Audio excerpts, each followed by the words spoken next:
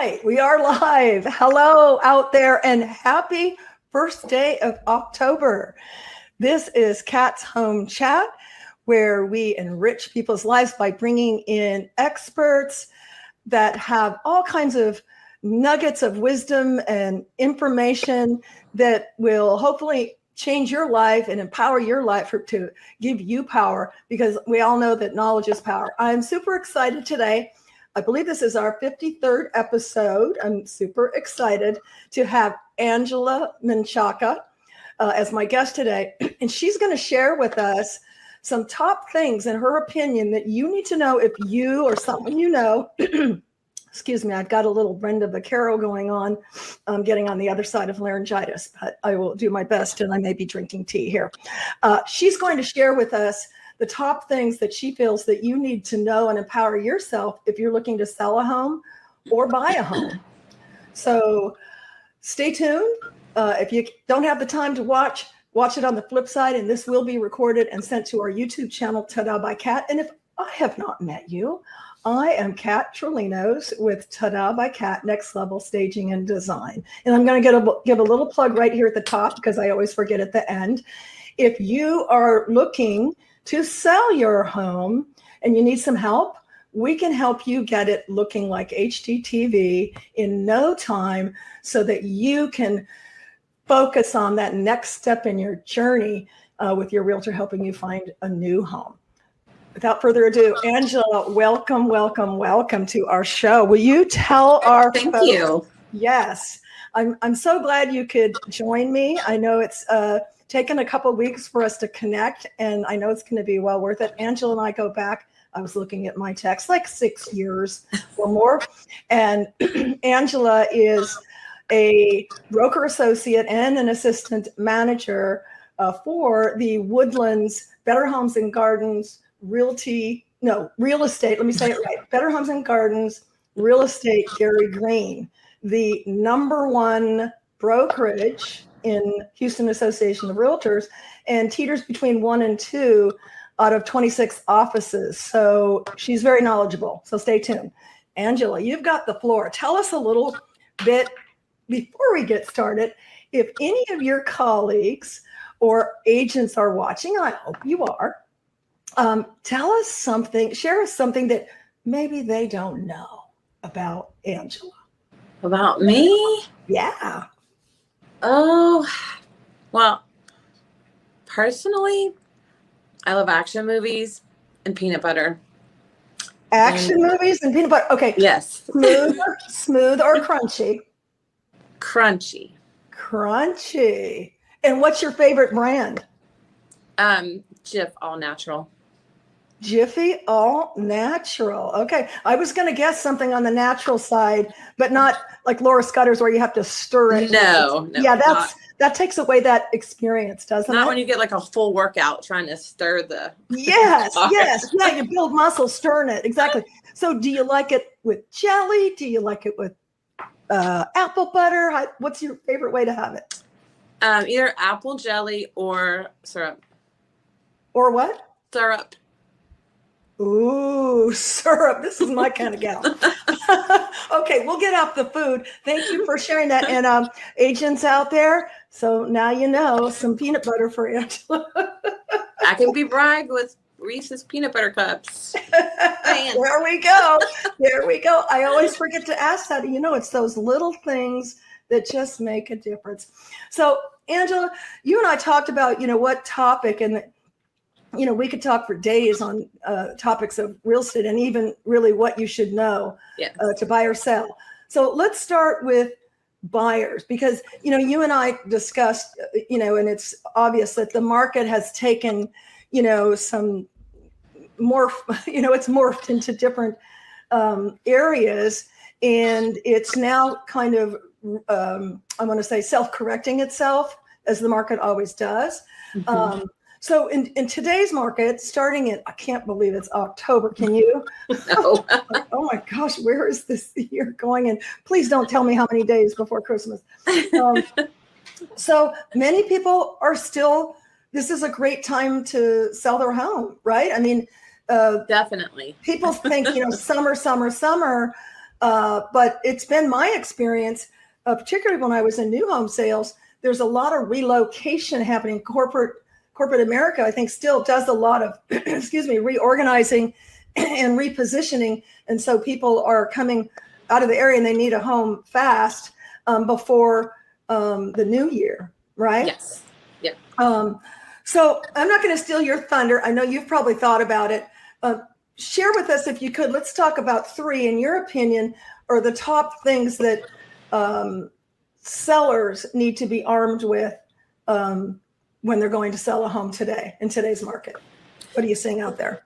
For selling your home, it definitely is a seller's market. So sellers aren't having to work as hard to get their homes sold. So it's still a seller's market. It is still a seller's market. Are we still seeing that where it's selling in, 10 hours? Are we still seeing that? Not as, unless it's really like underpriced, but I mean, it was that case where you'd have 5, 6 offers within, 4 hours and people hadn't even seen the home. They didn't even live in the state.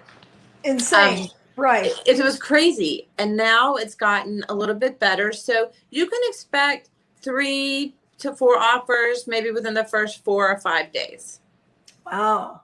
And what price, of course, obviously price ranges are different. We stage a lot of standard homes, but luxury homes too. When you're getting in, $1 million, $2 million, that expectation is different because it's a smaller pool of buyers. Yes. So what's the average price point that you're seeing that's selling in, with multiple offers in a week? Oh, probably anything under 300. Under 300. Okay. Yeah. So that's under 300. Because that's your biggest pool, and you've got that's your biggest pool of affordability, maybe first-time home buyers or empty nesters, things like that. Okay. Definitely. So, as a seller, let's talk to the sellers. How should they position themselves? Let's talk about 3 things that you feel that they should know based on what the market is today. Sure. So for a seller, I think one of the most important things is to pick your right agent. Ooh, yes. Just because you see an agent sign everywhere doesn't mean they're the best agent for you. So you've got to find an agent that's going to listen and understand what your needs are, and then have the time and attention, to work with you through those things. So how would a seller, what's the best way for a seller to decipher that? I mean, some think, oh, well, they should look, they've sold the most. That still may not be a fit. Right. We do something in design, the design part of our business, we do a discovery call, find out a little bit more about their project. But more importantly, what I tell them is to see if we are a fit, personality wise, expectation wise. Not everybody is a fit with everybody. Because you've got your high D's, drivers, you've got your, if you look at the DISC program, you've got different personalities, right? That some mesh with others. So how do you suggest what's the most, expeditious way to determine that? Because a lot of people have referral. Oh, my, I know it gets touchy when it's a relative, well, my niece is a realtor. Yeah. Back when I was actively pursuing real estate, as you know, I do keep my real estate license for friends and family. Yeah. And this is probably counterintuitive to what I'm going to say. I think you have to be very select, but, sometimes family is not the best choice. Maybe you want to, or a friend, maybe you want to keep your friend, have them do a referral fee and go with someone, that's a third party, that if you need to be tough with them, you can, because there's a lot of balls to juggle in real estate. Real estate is not for the faint of heart, and you need someone tenured like yourself that knows how to manage and negotiate every step of the way. Yes, right? Definitely. And as far as picking the right agent, if you see signs in the neighborhood, of course, I would reach out to those people. Read the reviews online. Go on HAR. Look at their website. Do they have a good social media presence? Do they have a YouTube channel? Do they have all the avenues to market your property? Do That they is utilize? that's a great point, because today it is all about the digital. And if people don't, if they're not marketing your property in all of the digital avenues, they're really missing out. So that's so check reviews. We're real big on reviews. We're very proud of over 85 5-star reviews on house. Pat myself on the back here, pat our team on the back. That's impressive. Because you can blow your horn all you want, but it's what are other people saying about the experience they had with you. Knowledge is power, yes, but how were you treated? How was the experience? It's not that there's not going to be issues, because there's no perfect transaction, right? Some come close, No. but there's hurdles and challenges and negotiations to overcome. I believe that your realtor, one of their main jobs is to keep the stress from you. Handle it on the backside. Would you agree with that? Most definitely. Yeah, there are a lot of moving pieces, as you know, to real estate, and a lot of just pushing the whole thing from beginning to end that happens behind the scenes that a lot of people don't see. And so you've got to have a strong agent that knows how to do that and is good at follow up and keeps track of deadlines and when things are and answers their phone and has a good team. I only do a few transactions a year, and I have an assistant, because paperwork's my downfall, and you cannot be weak on paperwork in real estate, right? No. Not at all. So we're going to move. So number one, do your due diligence. Look at reviews online. Look to see what kind of presence your realtor has. And interview several people. And interview several people. It's okay to interview them. Absolutely. And certainly the neighborhood is a good one, because they know the neighborhood. But that's just one spoke of the wheel. So what's another thing that you would say is critical for sellers to know? So the second thing I would say is to prepare yourself for the move. Like think about, what is your time frame for moving? When does it make the most sense to put it on the market? When, where are you going to go if your house does sell? And is this the right time to sell? Have your agent run, a market analysis and kind of gauge where you think you'll be as far as what you'll get out of your house. Right. And does that make sense for you financially? Sometimes it doesn't. So I guess it really depends, doesn't it, Angela, on that's one thing that just always marveled me, in new home sales and in real estate, is the various reasons people are moving. It's impactful. It's emotionally impactful. Some good, some not so good. It can be a marriage. It can be a divorce. It can be a promotion. It can be a demotion. It can be a death. It can be a birth. These are all right? I just say them. I get chills. These are life-changing events, which all the more, I know you as a realtor, you have to be somewhat of a psychologist too, and very compassionate, because sometimes you'll get the brunt of it and of those emotions if people are not, in control of their emotions, and it'll get taken out on you. So you kind of have to be, I used to say, like a duck, like water, let it run off your back and stay focused. I've had kids fall out in houses crying because there wasn't a staircase. Because there wasn't a staircase. Oh, so let's talk about that, because that used to be one of my, I just realized that people don't know what they really don't know what they don't know, and they don't know what they want. But it is important in this second topic that you're talking about. Would you agree, for your buyers now? Well, now I'm talking about buyers, not sellers. Okay, so we'll save that for the next thing. But back to the sellers. Yes, know what they're going to net. Good realtor like yourself runs a net sheet, so you'll have a good idea of what kind of money you're going to come out with. And so if it's optional for you to move, it's not an impending event that you have to move because of a job or et cetera. A realtor will navigate that time frame for you and help you decide based on, statistics and the numbers, et cetera, is it the best time for you to sell? And then be prepared. As Angela said, how many times are people selling their home and they don't have a home yet? Is that the norm?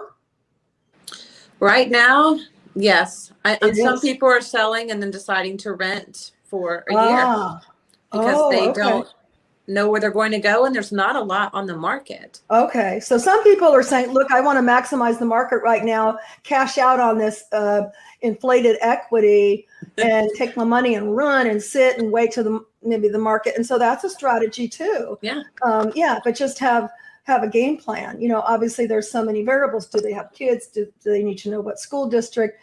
What's the travel to work? All of those things, so have a game plan, And then I would add to that, stage your home, have your home staged, even if you're definitely have it staged. And I know Angela really said, have it staged, because statistics show, and if you're a realtor out there, a lot of realtors don't know that National Association of Realtors, NAR, has the latest statistics that verify that your home staged will bring, between 5 and 17% more than unstaged. So don't forget the staging part. And if you need help with that, of course, we can help you with that at Tada by Cat. Of course, call Cat. We've got great packages. In fact, we have some fall packages coming out. So reach out to me if you'd like that. So is there another point you'd like to make that we haven't talked on, kind of key things that you're, when you're getting ready to sell, you should know? So we've got realtor, we've got, have a game plan, know where you're going, know what you're going to get out of there. So I think having a great realtor, preparing yourself for the move. And then the third thing would be preparing your home for the move, like staging, decluttering, painting. I mean, go walk through your house as if you don't live there. All those little things that you ignore, like your light switch cover's cracked, replace it, caulk and seal your windows. I mean, all the little things that typically show up on an inspection report, the cleaner you can make it up front, the better. I mean, fix the window seals, ceilings, make sure all your plugs work. All those things like that you didn't, all those things you didn't do when you were living there. As Angela says, and this is when I do a walk and talk, I tell clients, what I need you to do is put on your buyer's hat. I know you're out looking at homes. So put on your buyer's hat as if you're looking at home, and look at your home. Because, we look at it, then we go, oh yeah, well, maybe, what was I thinking? Yeah, I better fix that up, because potential buyers make assumptions, and they start judging subconsciously with little things, which would just cost you a little, maybe a little money, maybe just some labor, some sweat equity, to say, and they start judging at the front porch. Oh, this home is taken care of. And so their defense is down, and they're looking at it differently than, oh, wow, there's, all kinds of things I see that little things that need to be fixing. How well did they take care of, the bigger things, the HVAC, did they change the filters, plumbing, all of that. So preparation, is sure. Again, right? I was saying, like, even on your front door, like you said, when you first walk up, you can get your front door restained for like $250. But if somebody walks up, they're like, oh, that's $5,000. I got to replace the whole front door. And they start calculating all of the things in your head. And in this market, I have seen buyers come in at a really high price to get, the deal done. And then they start chopping away when it comes to inspections and things like that. I have seen that. Yes, I have seen that. We helped my mother-in-law, and I knew the strategy he was doing. I mean, we were still, way over the latest comps, because it was beautifully staged, of course, and because of the market. But that is such a good point, Angela. I've done a talk on the power of paint, and when folks say, oh, well, no, we can just give a paint credit. Well, paint credits don't work. Carpeting credits don't work. Credits don't work because buyers don't buy what they don't see. And when they see these things, as Angela said, let's say a room costs $400 or $500 to paint. That's probably high. It's probably $250. What happens is if they do fall in love with the house, and usually the woman decides that, she's like, honey, I love it. It's, it's perfect. It's in the school district. It has this, it has that. And sometimes the husband's like, okay, well, fine. He'll give in, but we're offering 5,000 less because he sees a honeydew list. Mm-hmm. Well, do the math, right? 500 or 5,000. I got to paint it. It might be a knickknack, knickknack items, a half dozen knickknack items that maybe added up to 1,000, but they want to reduce the price by 5 or 10,000. So hang on to your equity, as Angela says, prepare the home. Yes. And that takes place in either kind of market. So like you said, if it's a buyer's market, it'll take, it'll happen in the beginning when you're trying to get an offer on the home. In the seller's market, it'll happen after the contract's already, executed, and they'll start trying to knock it down. So right. And that is key. Don't think, oh, woo, we got this big price, because then they're just going to strategically, as Angela said, start chipping away to where what you thought was a great price now is just an okay price. That's a great point, Angela. So let's talk about, so that's on the seller side. Let's talk about our buyers out there who are looking to buy. What are the, let's talk about the 3 top things that you think they should be in the know for.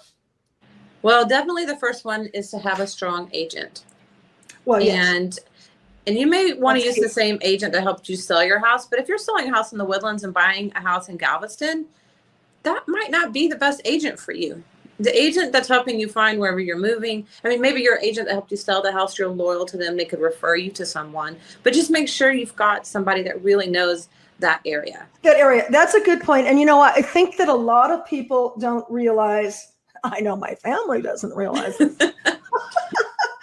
that I'm like, keep the money in the family, that, they can, if they have a loyalty to them, maybe especially if they're a relative or whatever, or just a good friend they've used for years, is, I'm sure they would be more than willing to say, you know what, I think it's in your best interest to use Betty because she knows the Galveston area.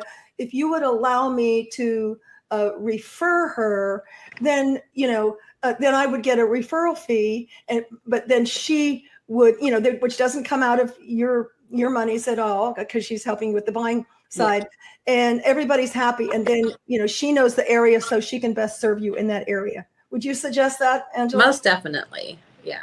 Okay. And I think a lot of people don't know that because they don't know behind the business. So just remember that, guys, if you're not going to, and some people maybe, they just hold that guilt and don't tell them and then use another agent, you'll feel better. Your friend / realtor will feel better if you keep them into, a stipend of referral fee.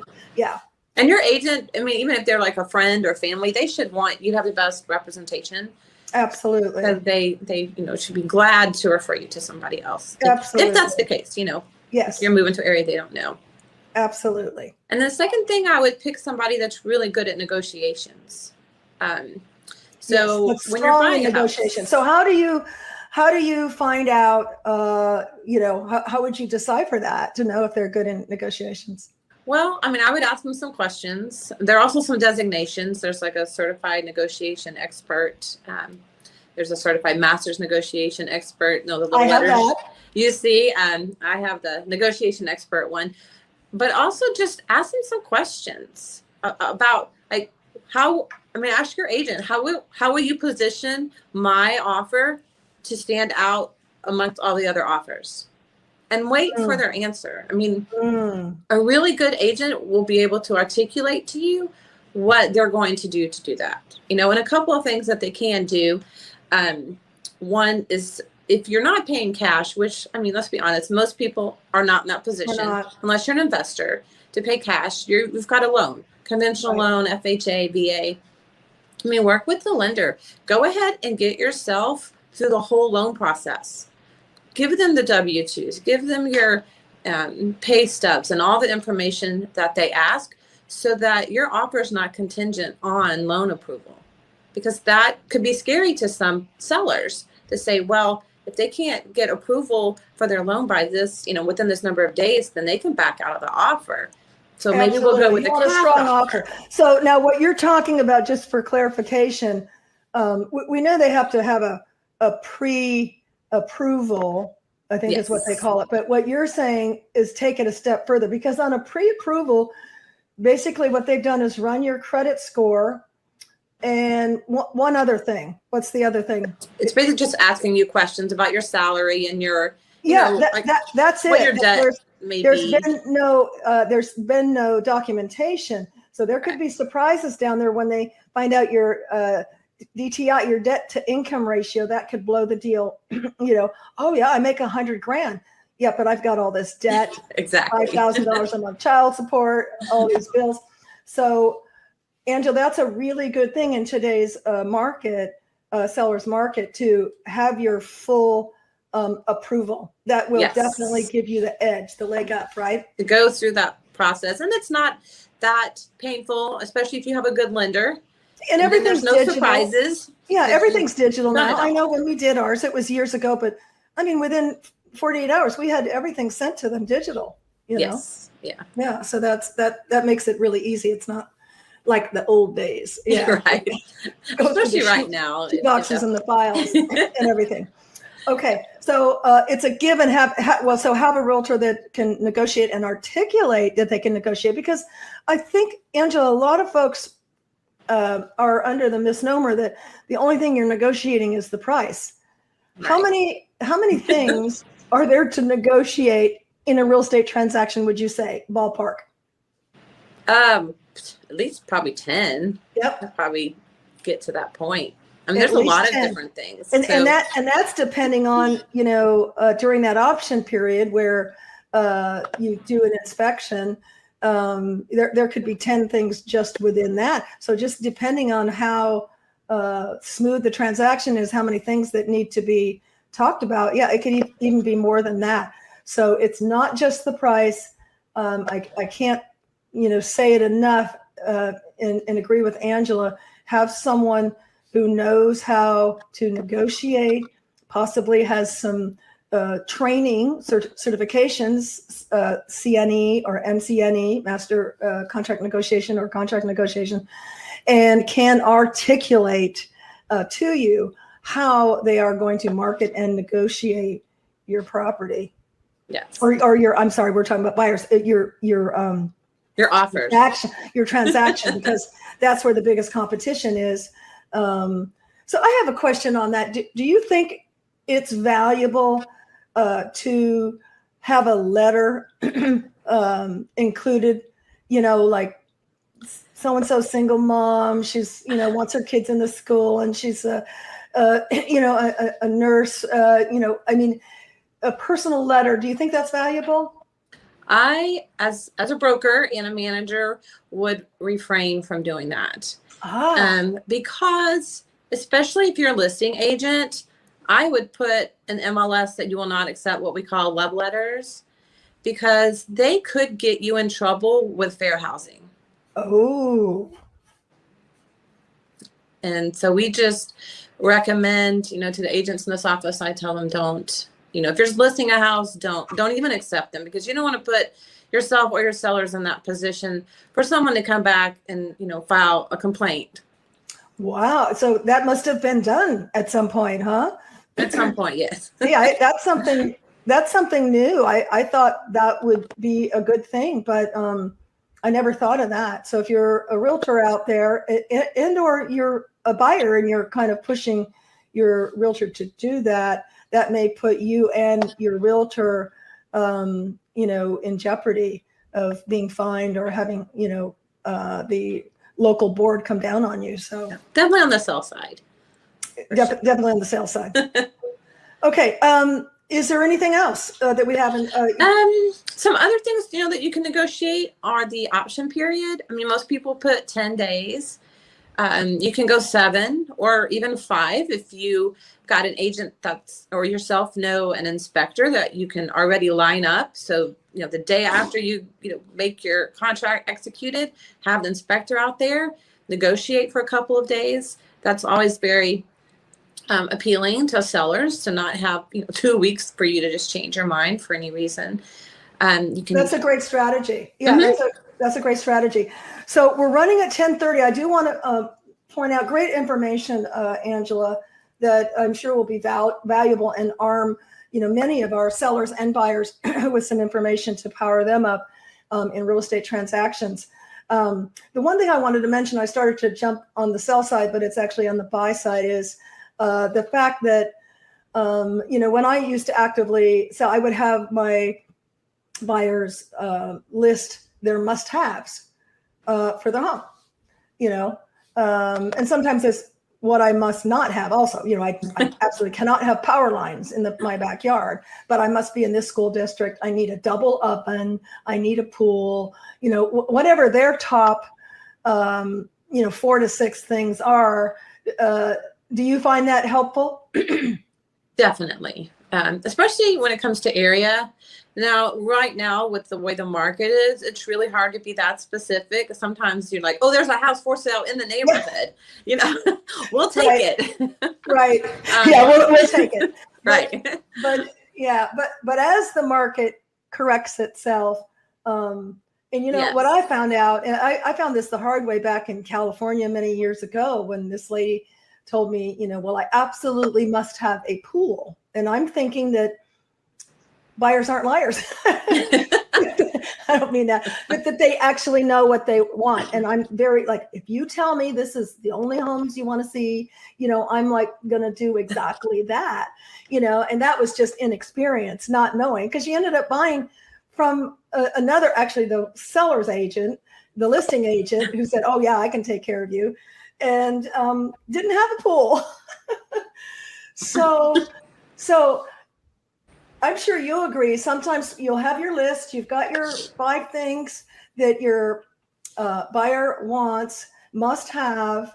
But until you take them out and show them a few properties, do you find sometimes, I know I have, that they had discovered, oh yeah, I absolutely need that, but they didn't know it they didn't know what they wanted till they really saw. And then right. They're like, oh, yeah, that's got to be on my list. Have you run across that? For sure, definitely. Because I've had the same thing where I don't want a pool, and then they start sending me houses with pools. I'm like, what? I wasn't looking for a pool. Yeah, so they change, and I think especially, where the average purchase of a home is about 7 years, the statistics used to be. Yeah. So, you're not looking or going through the process. You don't really know until you get out there.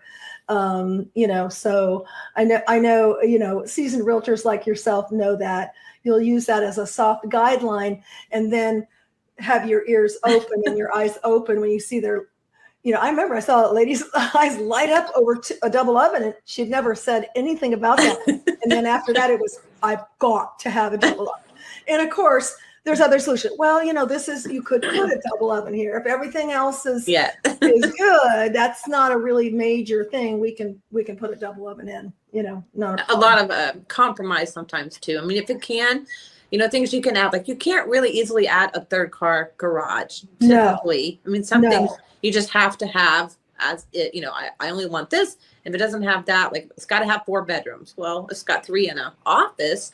Yes. Flat space. Yes. So you gotta have to, look at all of the properties that are out there. Look at all decide, of the will it work?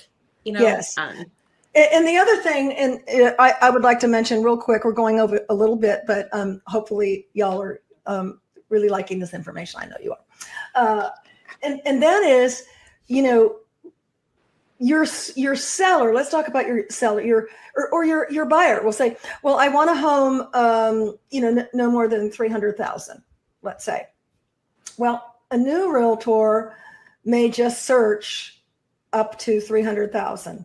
Exactly. And what homes are they missing in the 305 or 3010? And when you're looking at a 30-year fixed at still historically low interest rates, that's really not a lot of money. But if you're coming up, without inventory, your realtor, needs to up that, so that pool of homes opens up. Yes. Would you agree with that? Yes. So the buyer's agent should definitely go up a little bit, because they may do a price job. They may be negotiable on their price, and you want to make sure you capture all of that. And then when you're on the sell side, I mean, don't list it for 301 because most searches are going to go up to the whole dollar amount. And then Yes. buyers may be missing that and sellers may be missing that. So you have to be very Yes. thoughtful. And you're not selling pizzas or shoes. How many times have you seen that? Like the 9.9, it's like 98 cents, like Walmart. Yeah. Yeah. So price positioning is critical because that's how you're searched in on the board, on the local board, and your seasoned realtor will guide you on that, particularly if you're, wanting to increase the price or decrease the price to strategically price position in the most searchable price point. And also with, some agents, as a listing agent, you can look at the comps and pick where you want to be, but you also have to decide, okay, in this market, it's a little different, but typically it's, well, how long do you want to be on the market for? And then you have to look at that price against all the actives that are in the neighborhood. And where do you fall in your neighborhood? Because they're not going to just look at your house and comps. They're going to look at everything on these 3 streets or everything that goes to the school and then decide from that list which one they want to go see or not see. So you need to make sure you're not, at the very top unless your house warrants that, of course. Exactly. And that's competitive. A good point. That's a good point that you brought up, Angela, is to your realtor should be asking you, well, how long do you want to be on the market? And I know, what I used to do with sellers is I would give them a high, a medium, and a low. And then from there, that would gauge their necessity. Well, I want to move quick. Just, do it in the middle or do it the lowest or whatever. I want to be out of here. Or, you know what, I have time. I want to get as much equity as I can. So that's a critical question to ask too, when you and your seller are determining what price point they should be at. Yes. With all those comps and then the high, medium, and low. Great information, Angela. You are just a plethora of knowledge. And I look forward to chatting with you after the show here and get back out to your office. All right. And share with your realtors about the power of staging. How could someone reach you today if they didn't, if they wanted to reach out to you and get some information to buying and selling? Well, you can call me or text me. My number is 281-734-4688. Or you can go to luxuryinthewoodlands.com and that'll send you over to my Gary Green website. Luxuryinthewoodlands.com. And we will repost all of this. This will also be with all of the information posted in about 48 hours by my business partner and husband, Jeff. Hey, Jeff. On our YouTube channel. If you haven't signed up for our YouTube channel, please do so. Just search Tada by Kat, TADABYKAT. We have all of our episodes uploaded there. I'm pretty sure, Jeff will correct me if I'm wrong, that Angela's is our 53rd episode with all kinds of guests and all kinds of topics. So, reach out to us and connect with us there. If you hit the bell or smash the bell, as people say, you'll get notified. You won't get barraged, but you'll get notified when something's been uploaded. We only upload, about once a week. So as usual, thank you so much for tuning in to us, and stay positive, stay hopeful, and stay connected. And we thank you for connecting with me and Angela today. And thanks so much, Kat. Appreciate it. You're so welcome. It was such a pleasure, Angela. I'm sure we'll have you on again with updates, but thank you so much. Everybody have a great weekend and happy October. Bye.